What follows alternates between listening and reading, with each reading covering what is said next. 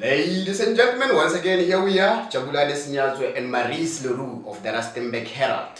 We are bringing you news that is making headline in and out of Rustenburg. Ja, goeiedag aan almal. Ons spring sommer reg in die ding in.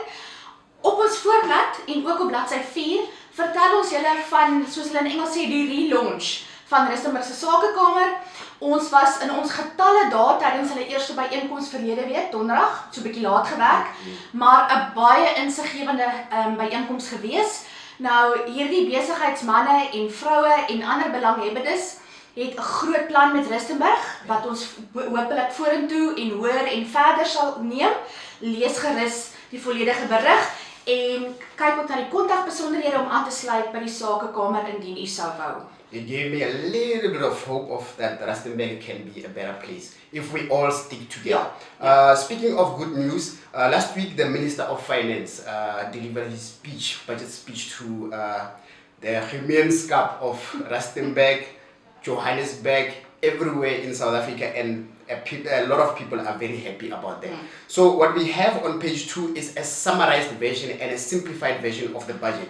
You can just go through the tables there. It took us a long time to complete that thing, but there's a lot of good news for certain people and some bad news for those who are classified at the bracket called syntax. Nou ja, hierdie naweek is dit sulke tyd. Die Buffelspoort Karnaval vind weer eens plaas, is 'n jaarlikse byeenkoms met kos. En nog so 'n bietjie meer kos. En nog so 'n bietjie meer kos. En so tussendeur 'n bietjie gedansery en musiek en lekker kuier. Die Rustenburg Herald sal ook daar wees. So ons sien julle daar, moenie die geleentheid misloop nie. Dit is 'n lekker wegkomkans net so om die draai van Rustenburg.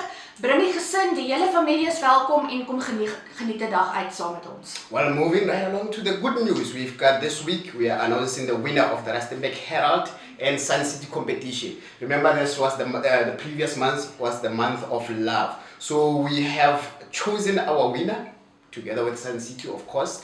Their name is Mendy and Saki Rakubane. They are very happy to be going there to spend time at Sun City, courtesy of the Rustenburg Herald and Sun City. Ja, julle moet dit geniet. Dan goeie nuus vir die Kiro gemeenskap.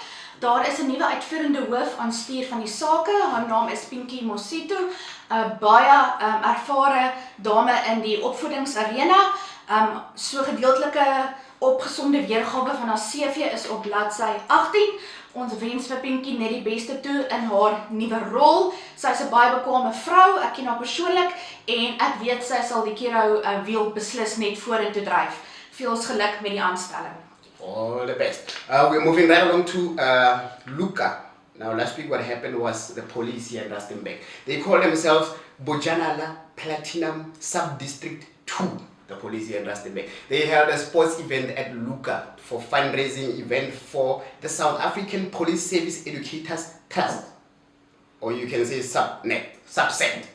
Simple as that. Now what it means is that if police officers have got kids and they pass on during the line of duty or however, this fund that they have been raising is going to help the kids to go to school. What they managed to do is they managed to raise 50,000 rand during the event alone, which is going to go towards helping the kids of the police officers. So that's where I'm going to put it. And then Maurice. Ja, Jabu, my pa het altyd gesê, jou opvoeding is iets wat niemand van jou kan wegneem nie. Exactly. So 'n baie waardige saak. Daar is ook baie ander nuus om te lees in hierdie week se uitgawe. So kry jy 'n kopie gratis by jou naaste straathoek, winkel, supermark, hier by ons kantore of op Facebook. Ons is oral. Ons sien julle weer volgende week. Thank you. See you again, same time, same place.